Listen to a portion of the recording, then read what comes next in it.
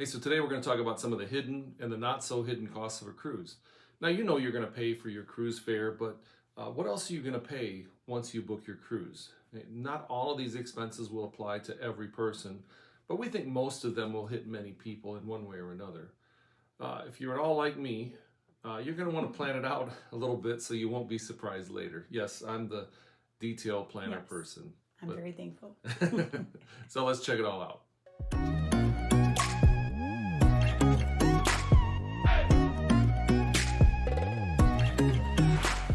There are a bunch of extra costs that are above and beyond your cruise, or any vacation for that matter. We're going to focus on the ones specific to the cruise experience. Now, we're sure that you've already accounted for your transportation to the cruise terminal and any hotel or dining expenses pre and post cruise. That being said, let's get into these costs.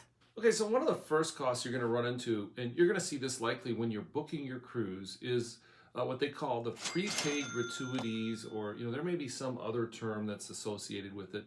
But what it is, they give you the option of paying the gratuities up front rather than having them added on at the end of your cruise. Now, these prices can vary depending on what cruise line you're on, but for most rooms, you're going to talk about maybe $15 a person per day. For some of the suites and maybe the nicer rooms, you might be talking about $16, $17, as much as maybe $20, or I've even seen some at like $25 per person per day. So that number can add up, and it's something, if you're not paying attention to, could really matter. Now, the gratuities go to the stateroom attendants, wait staff, and other people behind the scenes. This cost can add up to approximately about $100 a person or more for a 7-day cruise. So you got to be prepared to pay an additional couple $100 either in advance or at the end of your cruise for those gratuities. Travel insurance. This is another expense that you'll have to consider. We've always gotten travel or trip insurance. Yeah. And it typically, and this could vary, but maybe $200 or so for a 7-day cruise. And honestly, as the price of things keep going up, who knows what this is going to cost in the future, but it's something you're going to want to pay attention to. It covers things like trip cancellation due to an illness. It usually gives you the option to cancel for any reason and get a percentage of your money back, with certain time restrictions. It can also have coverage for trip interruption, baggage issues, medical coverage, and evacuation, which could be very important. Could be, yeah, especially, in a medical situation. Exactly. It's something that you don't want to use, and an added expense, but you'll be happy to have it if you need it, because you don't want to need it and not have it. Right. Hey, would you like this video? Subscribe to our channel and hit the notification bell so you don't miss any of our future updates. We love doing these videos, and we love that you enjoy them, so thanks in advance. So drink package can be a very expensive add-on, and depending on your drinking habits, it may or may not be for you.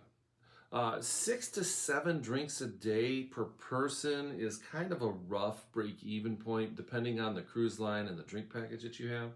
We've done several videos about the drink packages, for the different cruise lines, and we'll put links in the description below. You just have to decide if it's worth it to you.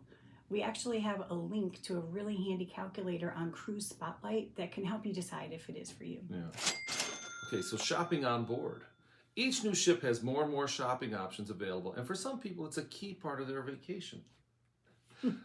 It's so easy to spend money on that new watch, purse, or cruise t-shirt.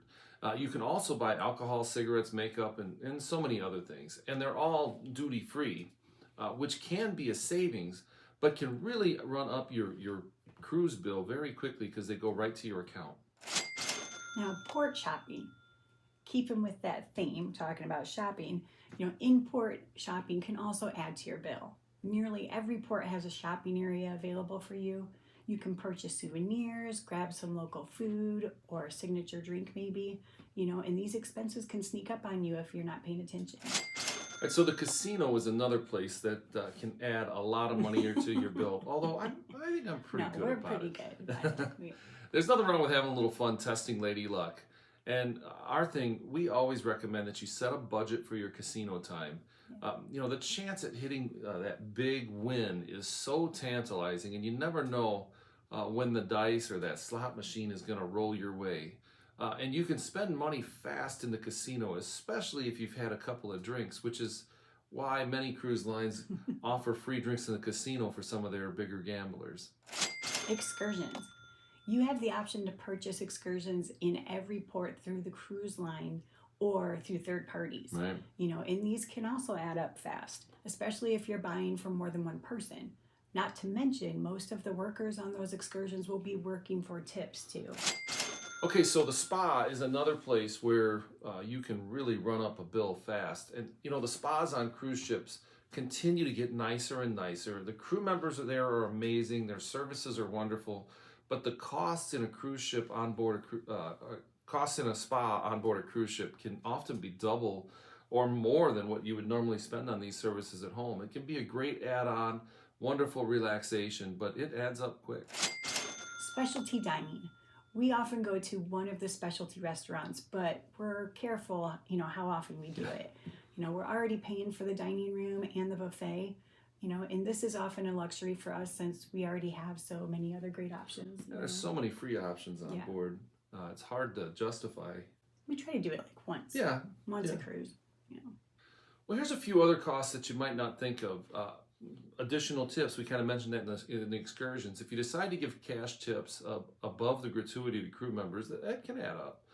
Laundry services can be pricey, but they're sometimes necessary on longer cruises. And room service is another place where it kind of sneaks up on you. And, some of the cruise lines have really expanded the number of items that they're charging for. It used to be so much of room service was free. Yeah. But as time has gone on, it seems like less and less and less of that is free. So just pay attention to that. We still feel like cruising is dollar for dollar one of the most affordable vacations out there. But if you're not careful, all those little extras can sneak up on you. So what sneaky expenses have you run into on your cruises? We'd love to hear it. Did we miss one that got you? Tell us in the comments below. So that's it for today. Thanks for watching, and we'll see you next time.